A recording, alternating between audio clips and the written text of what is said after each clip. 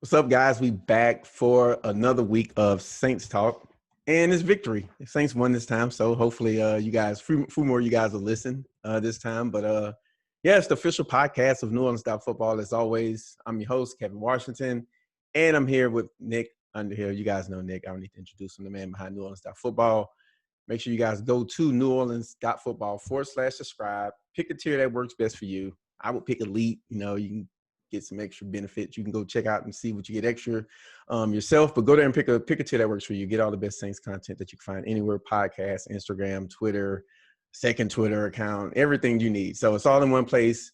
Go check it out. If you guys want to listen on YouTube, make sure you search Nick Underhill on YouTube. We post the live videos of the pod there every week. So if you guys want to see our faces when some of the crazy things we say, you can go check out there.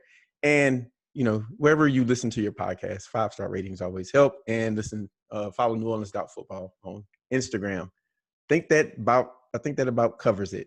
Hey, make sure you're signing up too. Like the more people that sign up, the more we can do. We got plans beyond what we're doing. If you want more you can sign up. I mean, we see the numbers on the pod, so if you like it, you can afford it, and you want it, more podcasts, more stuff, sign up. More investment in us, more investment we'll put into you. Let's do it. I mean, I'm just trying to get a sweater, y'all. I mean, come on, man. Hey, you want that Steve Jobs turtleneck, huh? I'll put the little NOF up there on the little turtleneck for you, man. You can rep both clicks with the. We're not even 3 minutes into the podcast. Look, man, winter is coming. It's gonna be cold, man.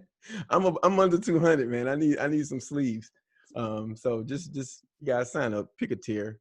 Like I ain't saying that just as part of the script. Like the only reason you want sleeves is so you can just pop them off, man. You can get the Mayor Flex over it, just pop them right off at the sleeves. I'm gonna do a Subway commercial. I swear you put that polo through the dryer cycle like 6 times. No. Thank you for the compliment, though. Like high heat. No.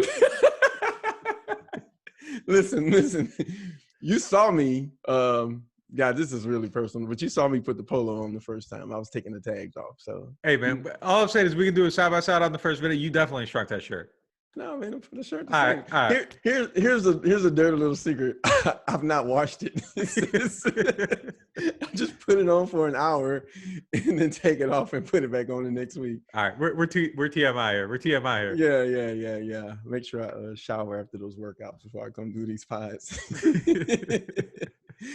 Hey guys, what's up? We believe it or not, we are here to talk about the Saints, but man, you gotta laugh a little bit, especially what's going on. Make sure you guys go out there and vote, and make sure you pick a tier, and that's all that really matters. So this week the Saints beat the Lions in Detroit, and it was a lot that went on before that game, right? I mean, half your team is injured.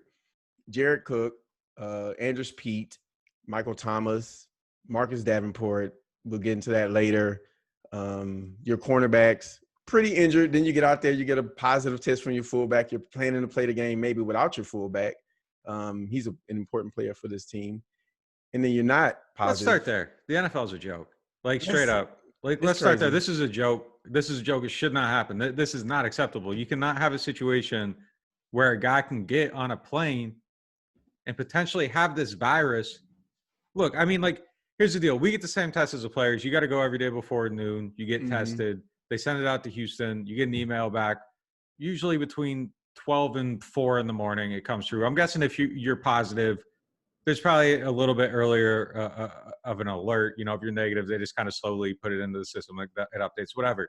So he gets this thing back.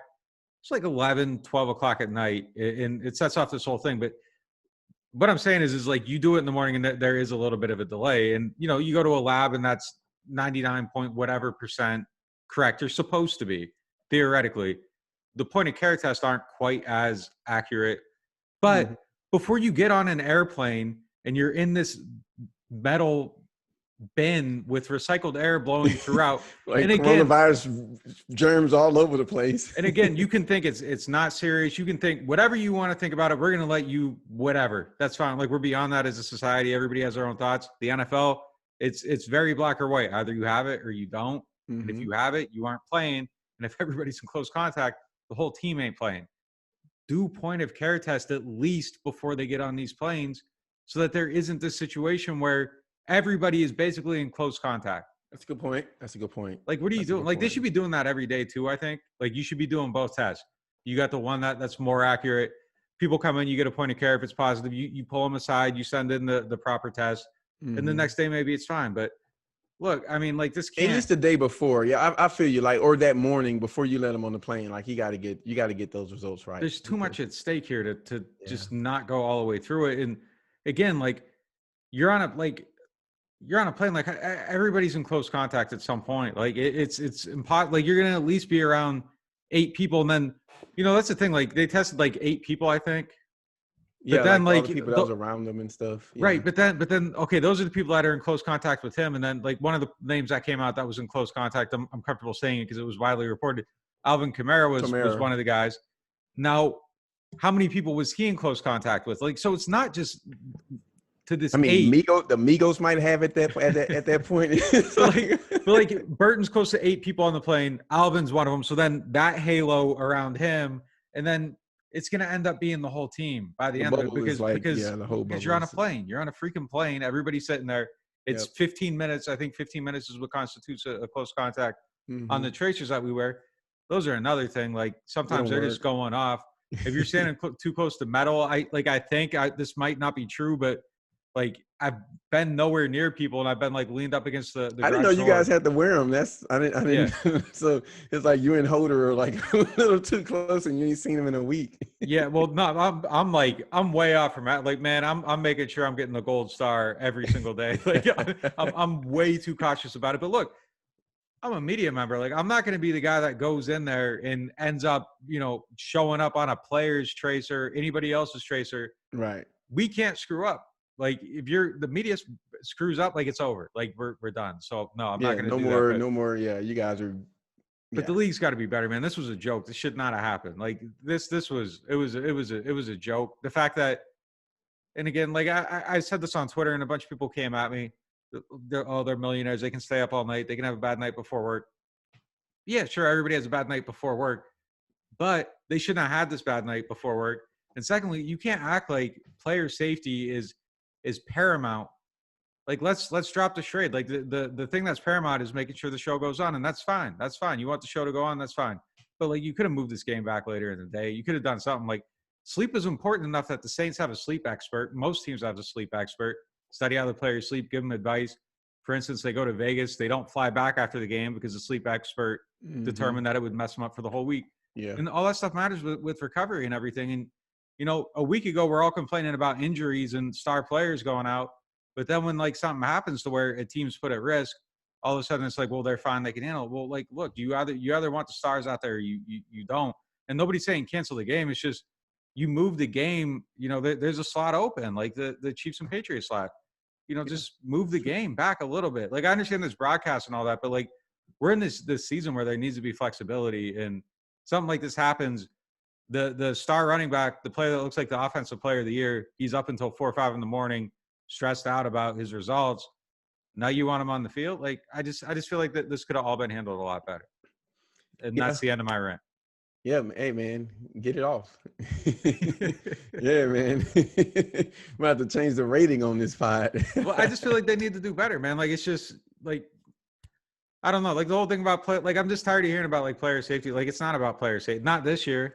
I don't know if it ever has been. I was about to say, when has it ever been about player safety? I mean, they want more games. I mean, I don't think you can't be for both. Look, right? Like, that's just the real, right? You can't be for both. But yeah, I'm with you. I think there has to be.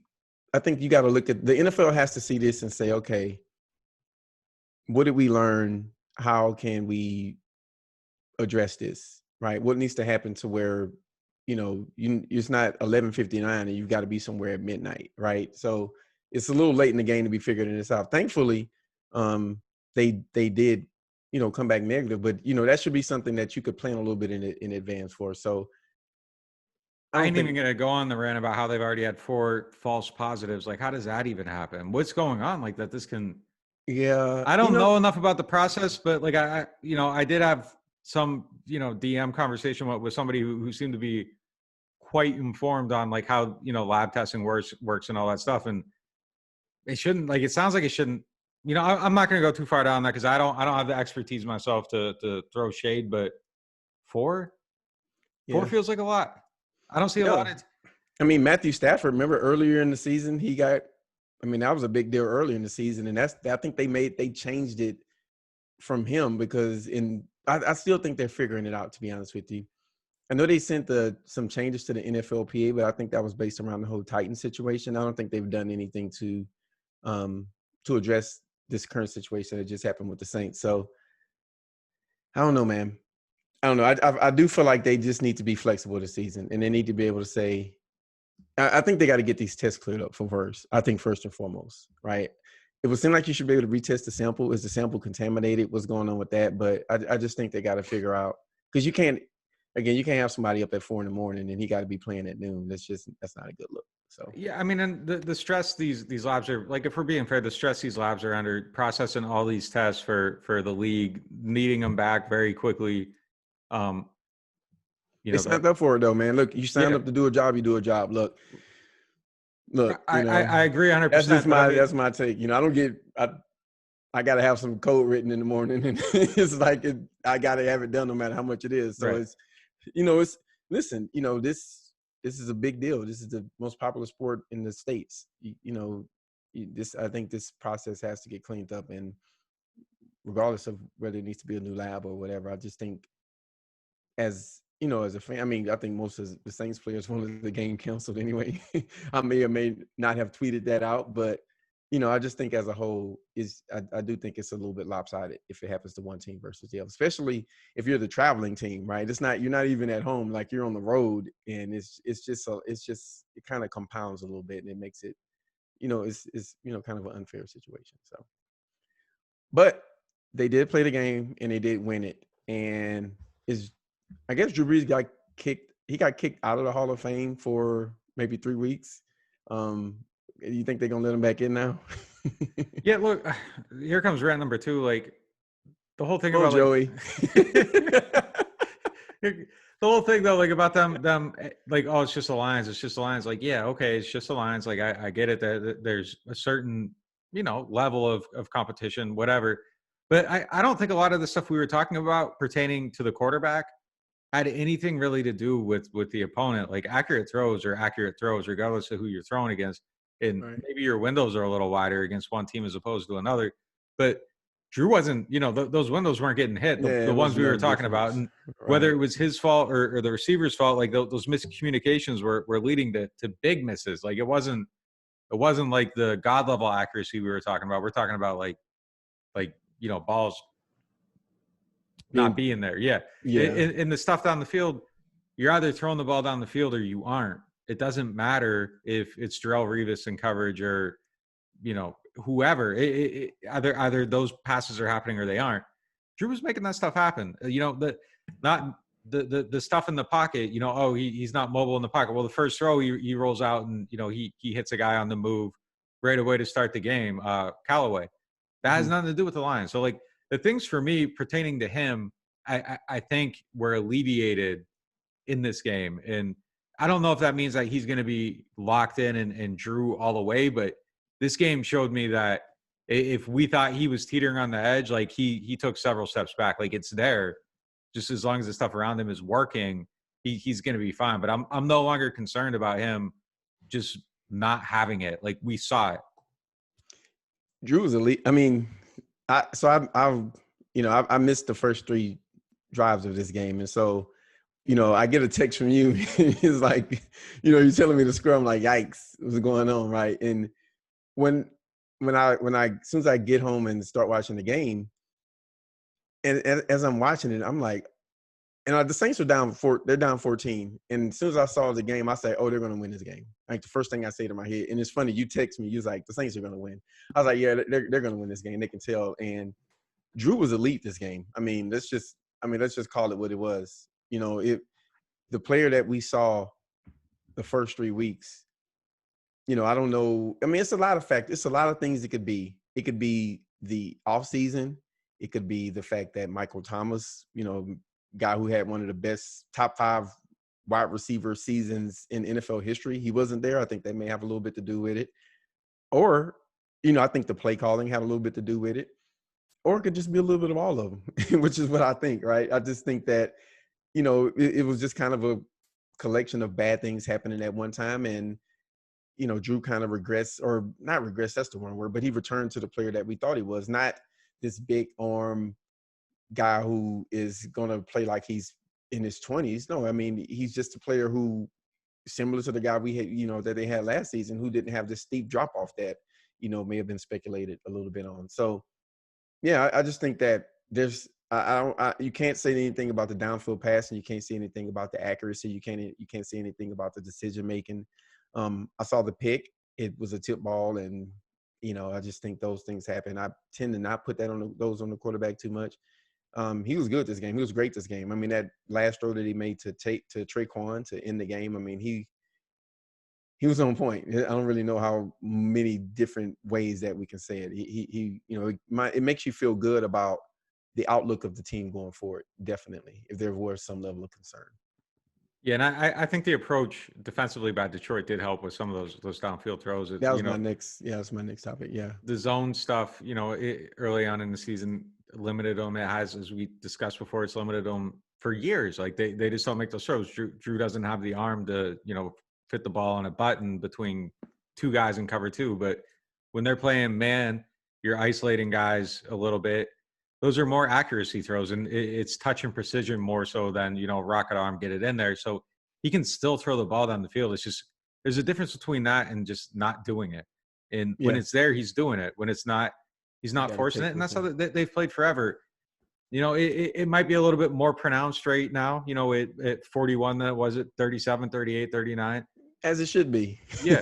Yeah. Right. I mean, come on, man. Like, who's the same guy they were 10 years ago? But I mean, can someone tell Patricia that he's not in New England, because you can't just run like bro, you got to switch it up a little bit. Like, there's a such thing as zone. I would suggest you use it a little bit, but being serious, I do think that you get a team that's going to play more cover one. I mean, listen, Detroit plays more man coverage than I think they play more man coverage than any team in the NFL this year. I think they're the top man coverage team as by as it pertains to percentage.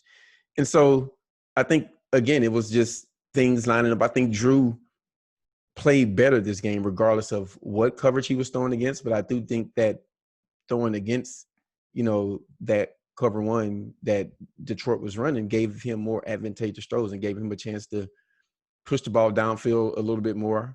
I think it gave him the chance, like the back shoulder throw to Emmanuel Sanders. I just think he had more opportunity to show, not that he wasn't washed up or anything, but just to kind of make the plays that, that I guess we've been expecting him to make thus far this season. And as you mentioned, the coaching too, I think in this one was just really, really good. There was a 3-play sequence early in the game where they just ran 3 plays out of the same formation, and it was just immaculately done. The first one. Hey guys, make sure you go to NewOrleans.Football, and there's an article about it. It's a film study. Nick, don't give up the goods too much, but a little bit, but but go check it out. They ran an inside zone off it. It was, it was a draw. They ran a draw off it, and that play worked well. Third down draw. Then it was a back shoulder to Emmanuel Sanders, and then they hit him with the reverse of Deontay out of it, and it's just the way Sean kind of pieced it together, and it just bit by bit throughout the game. It was just really, really well done, and it was the best. I think it was the best that the whole team, coaches down to the players, have looked and just kind of operated all together. And really, a lot of this game too, it wasn't even just Brees. I just think that they just really outcoached them big time throughout the game, and. Sean got into his bag of tricks. They ran 14 personnel packages in this game. The last couple of weeks, it was 11 and maybe 8 or something against Vegas.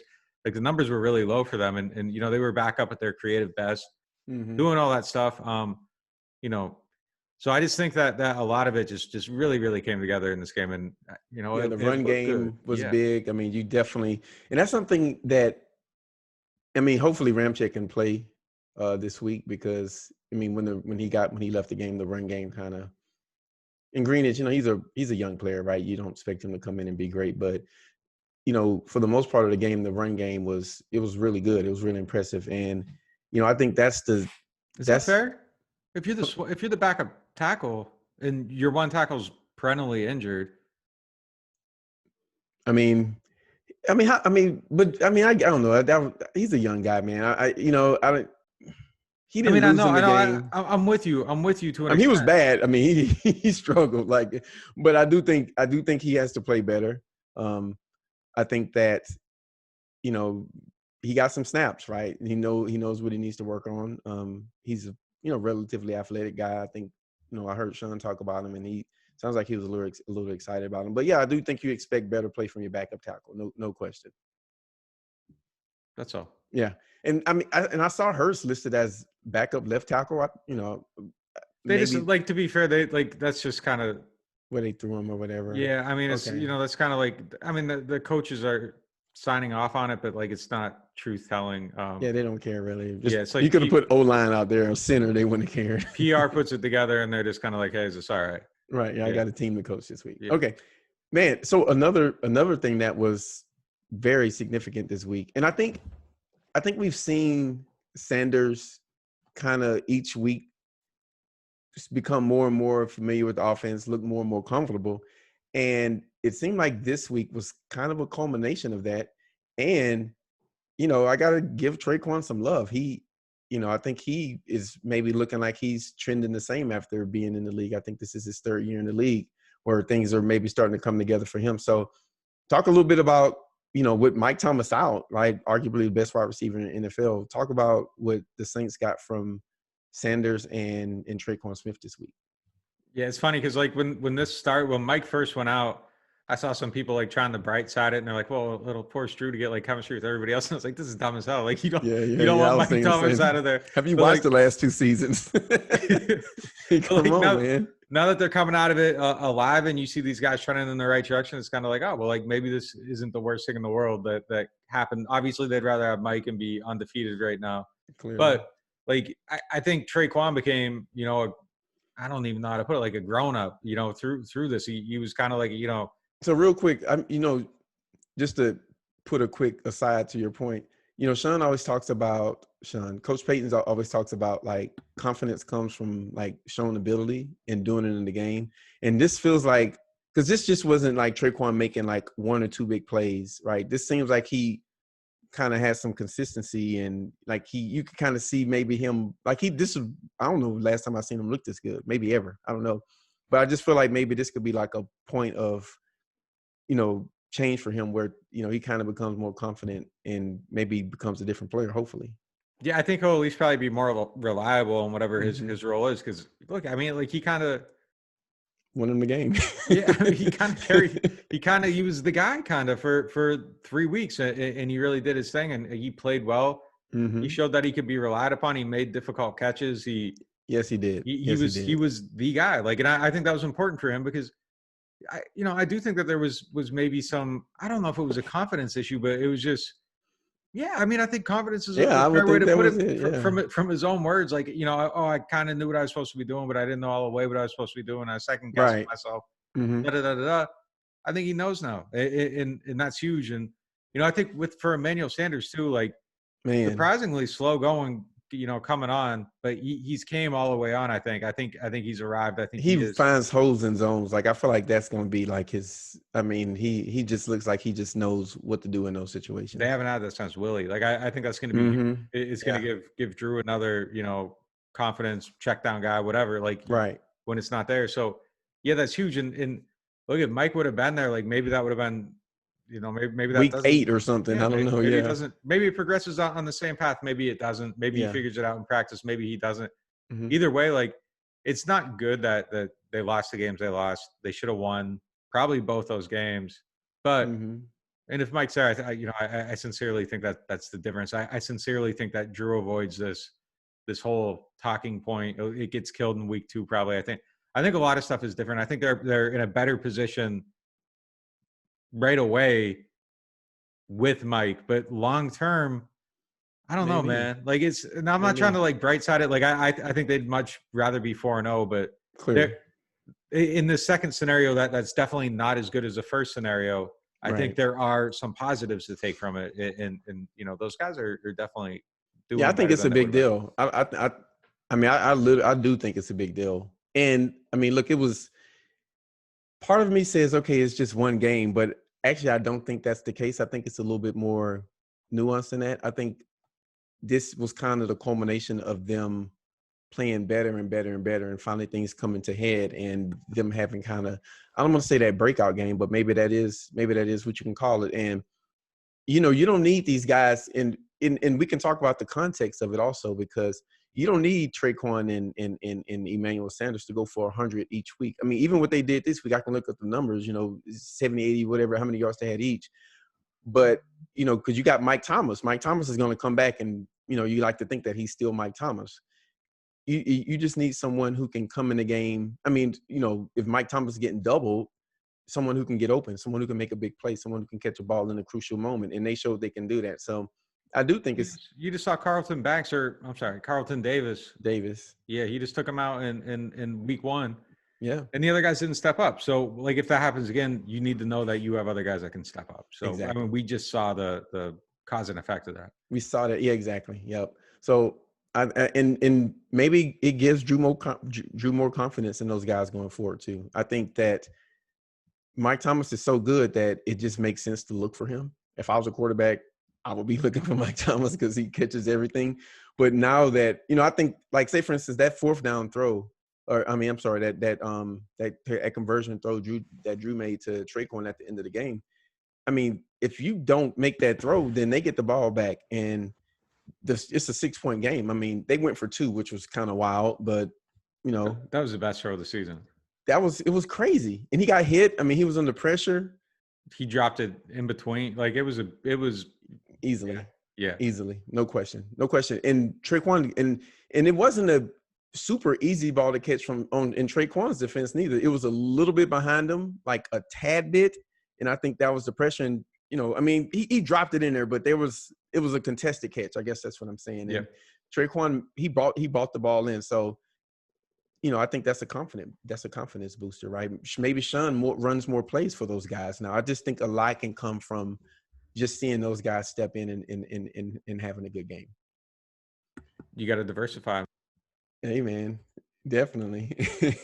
So let's talk about we got on the offense side of the ball. Just real quick, offensively, what do you think? Because they ran the ball well. AK is looking like just like that contract stuff is so crazy. Like, it's just so crazy, right? You just think, like, now it's like, man, 1 million, you know, like, give the man 16 at this point, right? It seems like it was so far in the past. Well, this is exactly what I was envisioning when I was saying all offseason that if I were him, I would be tempted to bet on myself to go out there because I would exceed Christian McCaffrey's contract. And you're seeing it. And again, like you saw it last year, though, he was at this point last year. He was right here, and then he got hurt, and then he ended up being worth what he's worth now. Yeah. But you know, it's if he stays healthy for 16, he's unreal. Hey, I feel a little vindicated because I've been calling him the best back when healthy. I think this is my third year. I started it in year 2, and you know, last year wasn't too good, but I'm feeling pretty confident about that. Alvin Kamara is healthy. Alvin Kamara is the best running back in the NFL, and I always say he's the number 1 receiving back in the NFL. We don't need to go into detail about that, but I think he's a top 5 runner. I just do. It's hard to get a hit on him. He breaks tackles. It's almost like he's not even paying attention to the guys that he's breaking the tackles from. I mean, he's elite. I mean, man, he's probably the best. I mean, he is the best player on the team right now, right? I mean, I don't think that's like I think he has the most visually appealing running style that I've ever seen.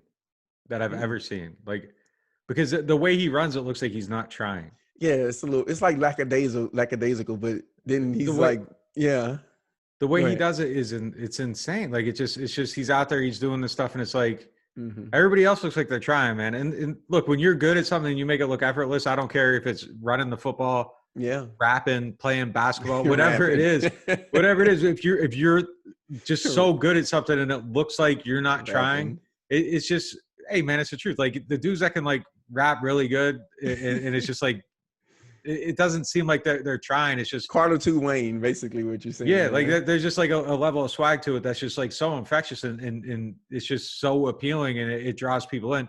I think Alvin is that type of runner. Like, I think he just makes everything look so easy. And like Big Sean would be a good, like when Big Sean's like puts it all together and it goes well. Yeah.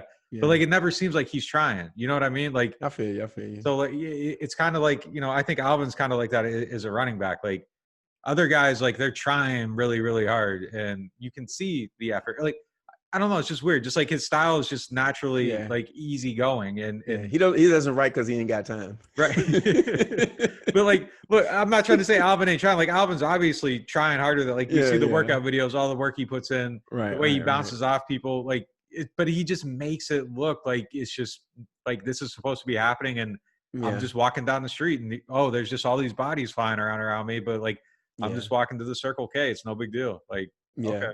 Yeah, and he's probably like, I mean, I'm not a coach or anything, but like he's like the perfect combination of like a really highly talented player and a guy that's like super intelligent, and it's like all coming together and you're seeing it. Like you can see him making like smart decisions like on the fly, right? And it's just everything's coming together for him. He's, man.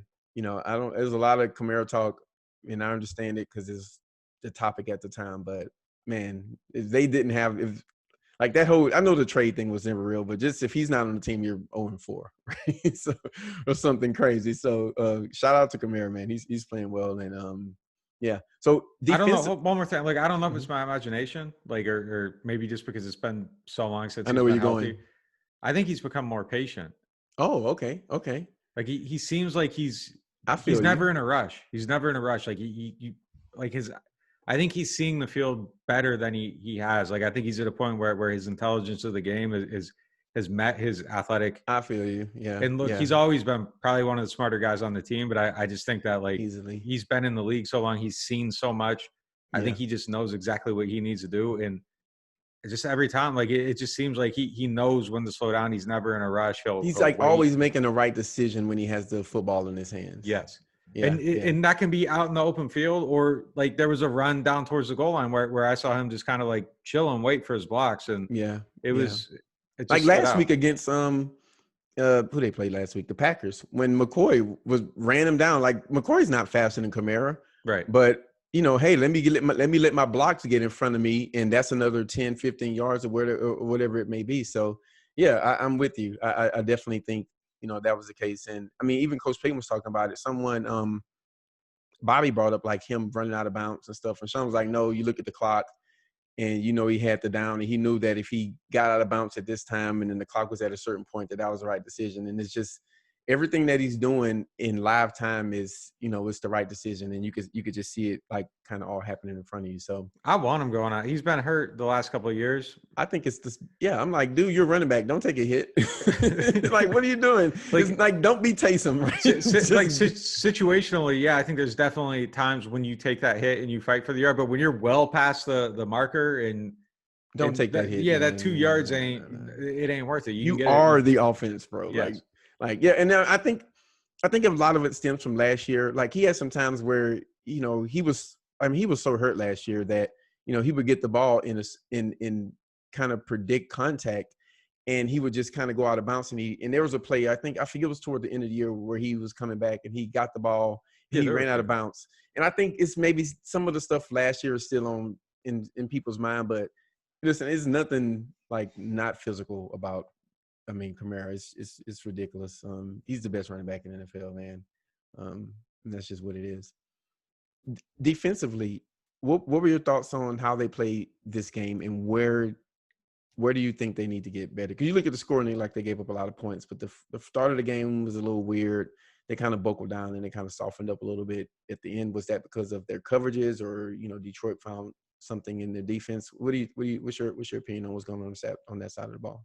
I think the safeties are the most disappointing aspect of this team by a significant margin. I don't even know if there's even anything else in the conversation at this point, because like, and I don't know, like if you look at that and you can say it easily gets better, like it should be significantly better than it is right now. And it's not. Like the cornerbacks I think have been disappointing equally, but I think intellectually you look at that and you just, it's going to get sorted. There's too much talent there for it to stay where it's at. Yeah. Yeah. And at some point, Jenkins is going to stop making those penalties, at least with the same frequency. You hope. Janoris Jenkins, that is. Yeah, Janoris Jenkins, and that'll get sorted out. You have to think at some point Marshawn's going to start playing to his level every single week, and that'll take care of itself. He got Keenan Allen this week. Hopefully, you better get up for him. Yeah, if he plays, I don't think that could be Janoris. Yeah. Yeah, I mean, the hamstring, it wasn't considered super serious, but 2 weeks isn't. I don't think what someone would consider super serious. And he had that was like his thing coming out of college, so maybe you're just a little bit more careful with it. Yeah. So we'll see how that goes. But yeah, I mean, look, the safeties, like they're just not what they should be, and I don't know if it gets better. Like it should get better. It can get better. Yeah. But like I think right now it's yeah. It's just it's not where it needs to be. It's not where it needs to be. And we'll get to the defensive line, but like the safeties are significantly, it just shouldn't be where it's at right now. Yeah, no, I'm with you. I think Marcus is struggling right now. I'll just be straightforward. I think he's struggling probably harder than maybe anyone else back there. It's just, it's not the year for him to be, not playing his best. But I think that, just some of the penalties that he makes, I think if you get him in man coverage, it's a completion or pass interference. You would like to see him be a little bit more physical at times too. I know Adrian Peterson is Adrian Peterson, but like, man, that play stands out. I think Malcolm has like these moments of Malcolm Jenkins, that is, he has these moments where he's like a missile, and he's there. Like, I mean, and the tight end made a couple of catches on him this week. Those are really tough catches, and you can kind of live with it. The 2-point conversion, and there was this pass where with Stafford, he kind of rolled out, and he made a late pass, and Jenkins looked like he maybe could have intercepted it, but he was in the position. But then he just has these busted coverages that I don't understand, because he's a smart player. I'm not sure if he's still learning the scheme. Is he trying to do too much? I'm not sure what's going on there, but I definitely think that, that has to stop with him. But then he has these other plays where he's looking like amazing. So, and I think 22 has been fine though. And, correct me if you disagreed. I think 22 I think he's been fine. It's just been more Malcolm and Marcus that I've seen. Yeah, I mean, Gardner Johnson has had a few mental errors himself. So, I mean, I don't think he's totally in the clear, but yeah, I mean, I think he's overall been more good than bad. I think Malcolm's like, man, there's moments where like you said, he looks incredible. And then there's these other moments where it's like, what's he doing? And maybe just getting more comfortable helps with it. Right. Marcus Williams, he almost had like an incredible play. Like on the bootleg on 4th down, he came down. I believe they only gained the yard on it, but he read it. He took the dude out, made a good tackle. They got the first down, and like that play just doesn't, it doesn't offset anything. It's a nothing play that nobody notices. Yeah. So like there are moments where he's making, like, it's not like he can't tackle, like he can tackle. And I thought that was in a different context, that would be an eye-opening play. Like, okay, like he's improved some aspects of his tackling. But then the Adrian Peterson one, it's like you don't even offer any resistance. Yeah, that's the one that I just didn't like that, man. But then on the other end, it is Adrian Peterson. It's 38, bro. Like, tackle him. He's the same age as me. You at least got to stall him. Like and he's gonna get in regardless, but just don't get driven back that far. Like, you were just like a road bump. I need you to hit him, man. So the 2 plays from him that really bothered me, I thought the pass interference was not good, and then, that was really bad. And there was another play, the play right before he should have had a pick too. Like, so, like, I don't know if there's things that happened in this game that like happened but didn't actually happen because the context of the game made them not happen. So I don't know, maybe my impression of him isn't as low as like it's lower than it should have been coming out of this game, because these other plays didn't matter. But the play right before that, I thought he had a shot at an interception, and like he just didn't pursue the ball. And like he just kind of let the play go, and I was just kind of like, man, you got to get there. Or at least I think he won them. He didn't know where the ball was or something. Like, I know what you're talking about. I was just like, did he lose the football? If you're a safety, you can't lose the football. Or maybe he just knew it was out of range, and looked to me like, well, but like still at least like look like you're pursuing it. Yeah, catch it out of bounds. Like, just look active. But I mean, they can get better, but it's disappointing because.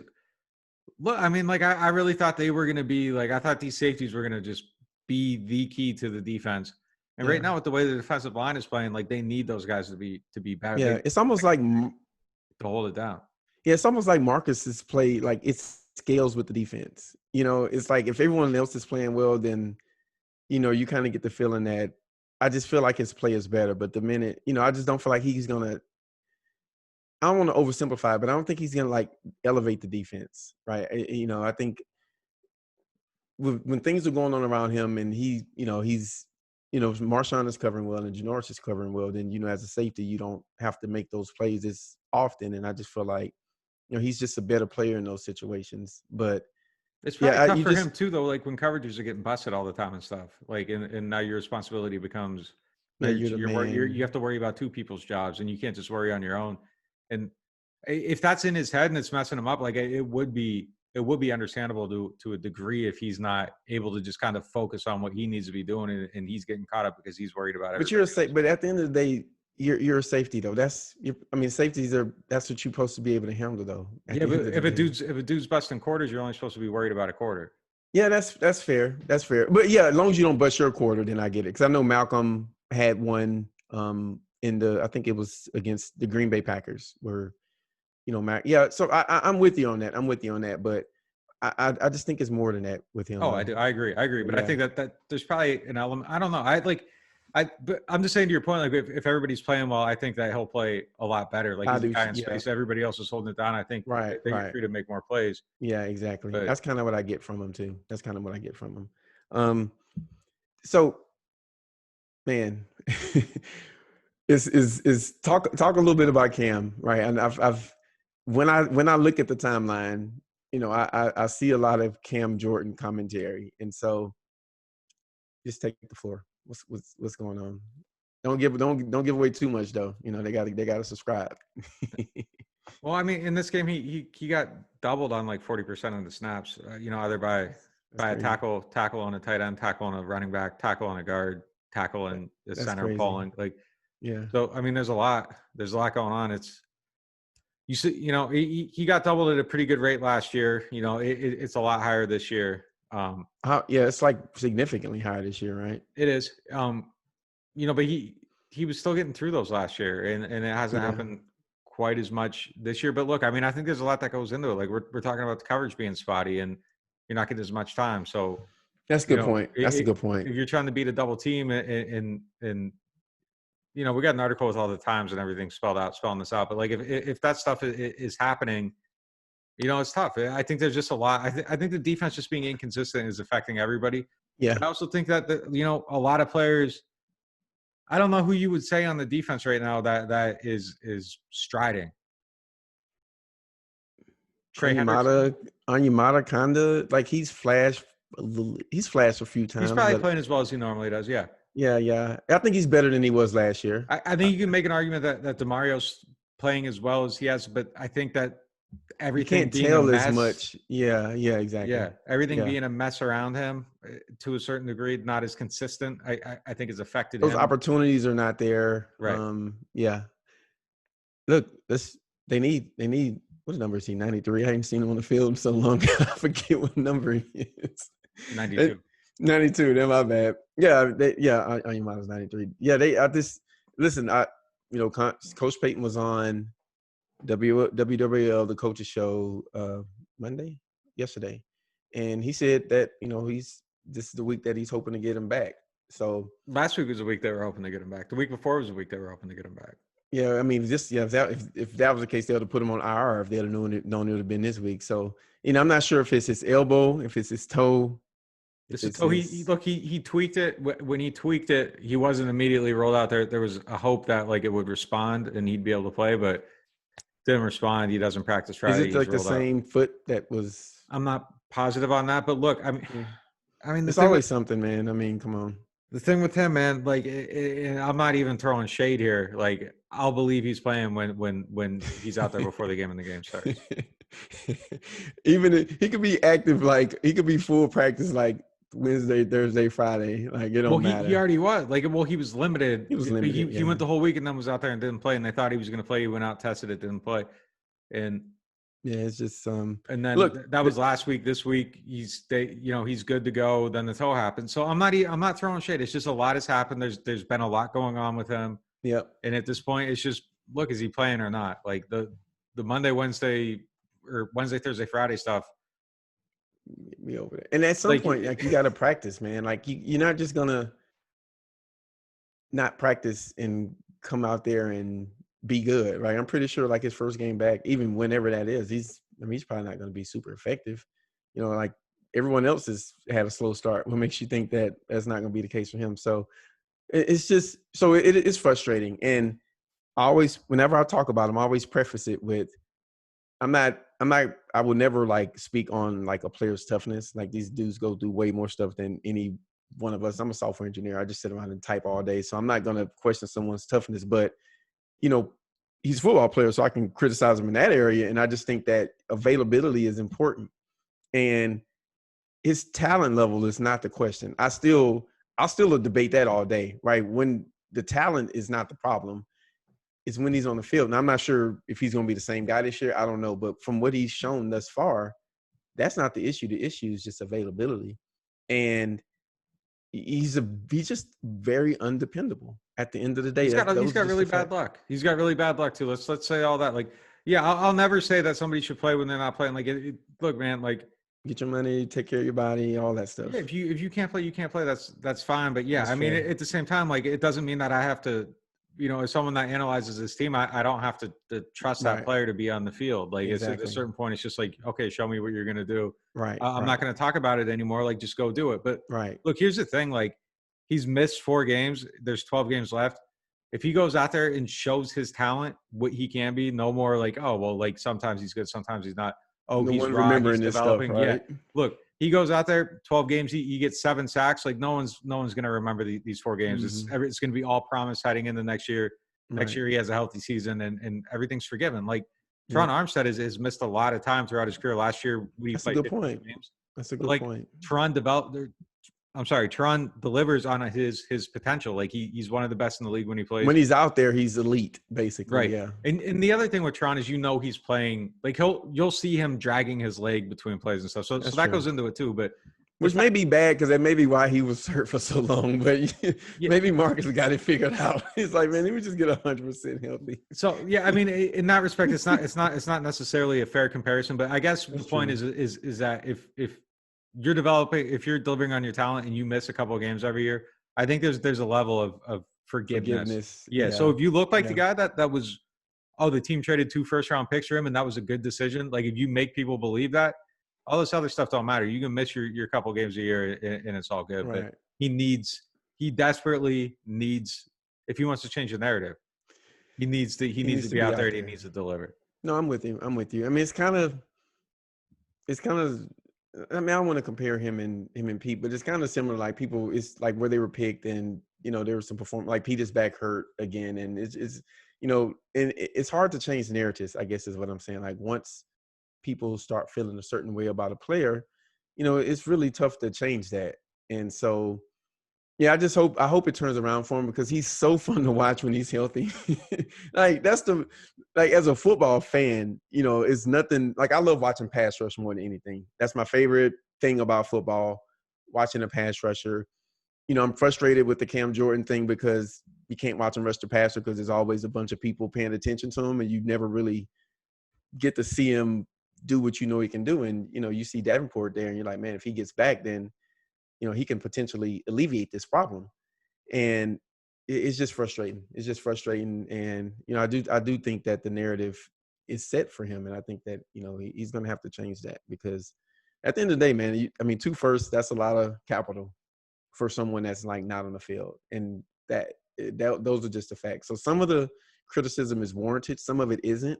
You know, I just think, you know, questioning someone's toughness and all that stuff like that, like that's a little weird. But yeah, I mean, just calling him injury prone and even unlucky, I think all of that's fair. And I guess we'll just see what happens with him this week. I think just real quick before we end, like how has Rankins looked to you? I think I don't know. I've seen a few plays where I thought he flashed some ability, but I haven't seen it consistently. I just wonder if, you know, going forward, what type of player he's going to be. I think he'd tell you himself that he's been up and down and that the consistency isn't where he wants it to be. That there's times where it looks good and there's times where you know, it doesn't look as good. And he's trying to get those good moments back and bring them all together. Like, man, I just think this year's so weird, and it's hard for me to. That's fair. Like he was rehabbing, so he was in the facility. But I mean, just by and large, like overall, the players in the league, I think some guys were like, "Oh, what's going on with this guy?" Like, it could just be an aspect of like they didn't have availability to like wait this offseason and stuff like that. So I think it might take a little bit for a lot of players to round into shape. So I'm reluctant, and this is aside from rankings, just by and large, everybody. I'm reluctant to like really even begin to draw conclusions on anybody, because these 4 games aren't like any 4 games that have and we're only 4 games into even in the regular season. Sometimes this could be the case, but with things as they are now, I could definitely see how like you just kind of want to hold those takes a little bit, because like I said, I think Davenport is going to take some time to get into. Same thing. I mean, in him and Cam and Rankins, they were all rehabbing together. So I just think it's going to take some time this year, and you just hope they keep stacking these W's. Like in the meantime, it's way more fun to watch film on the winning game than the losing one. I'll say that. Yeah. But all right, guys, that will do it for us. Make sure you guys go to NewOrleans.Football /subscribe. Really subscribe. Really pick a tier.